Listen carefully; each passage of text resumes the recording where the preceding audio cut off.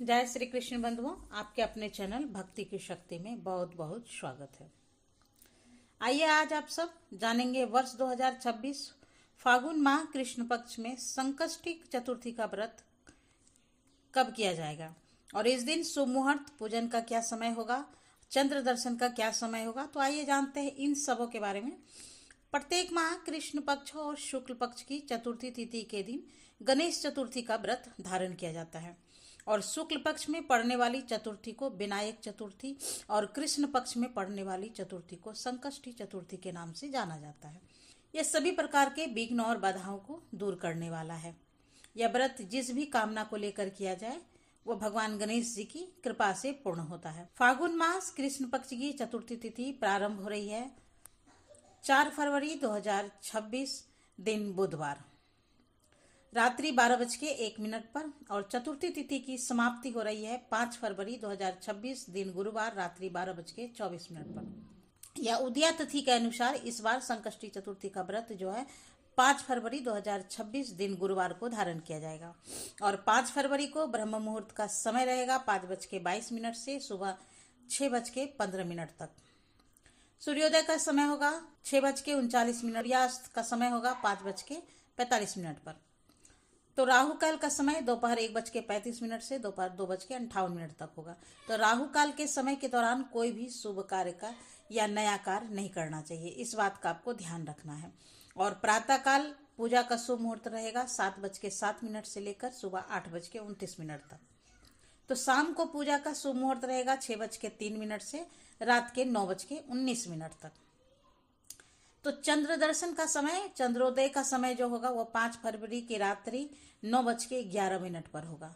तो जो भी संकष्टी चतुर्थी का व्रत धारण करना चाहते हैं उन्हें इस दिन प्रातः काल उठकर के स्नान आदि करके शुद्ध वस्त्र धारण करके भगवान गणेश जी का सुबह के समय में और शाम के समय में विशेष प्रकार से चंद्रोदय से कुछ पूर्व ही स्नान आदि करके शुद्ध वस्त्र धारण करके भगवान गणेश जी का और साथ में चौथ माता का पूजन करें और इस दिन गंध पुष्प धूप दीप आदि से पूजन करें। भगवान को अनेक प्रकार के नैवेद्य आदि का भोग लगाएं, विशेष करके मोदक आदि का भगवान गणेश जी को भोग लगाएं। उन्हें दूर्वा दल और सिंदूर अवश्य ही अर्पित करें। भगवान गणेश जी और हनुमान जी को जो है सिंदूर अवश्य ही अर्पित करना चाहिए और इससे भगवान अति प्रसन्न होते हैं। तो भगवान गणेश जी को सिंदूर चढ़ाए और दूर्वा दल भोग जब भी लगाते हैं तो दूर्वा दल डाल के ही भगवान को भोग लगाना चाहिए।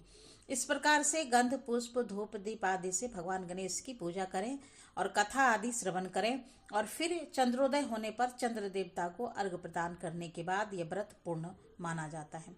संकष्टी चतुर्थी व्रत कथा के अनुसार जो इस दिन पूजन का विधान जो होता है वो इस दिन विशेष करके जो कि खीर में कनेर का फूल मिला करके गुलबांस की लकड़ी से हवन करनी चाहिए। और विद्वानों का मत है कि आहार में घी और चीनी लें, इससे अनंत फलों की प्राप्ति होती है।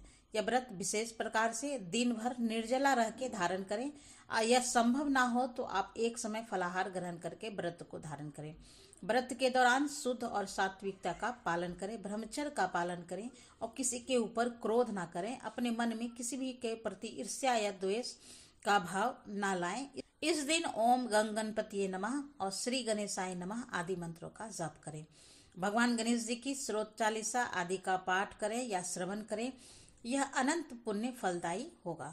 तो आशा करती हूँ कि यह जानकारी आपको अच्छी लगी है और इसी प्रकार से अच्छी जानकारी प्राप्त करते रहने के लिए, व्रत पूजा के बारे में जानने के लिए, कथा को सुनने के लिए चैनल पे अगर आप पहली बार आए हैं तो चैनल को सब्सक्राइब कर ले, बेल आइकन को प्रेस कर ले ताकि आने वाली वीडियो की नोटिफिकेशन आपको मिलती रहे।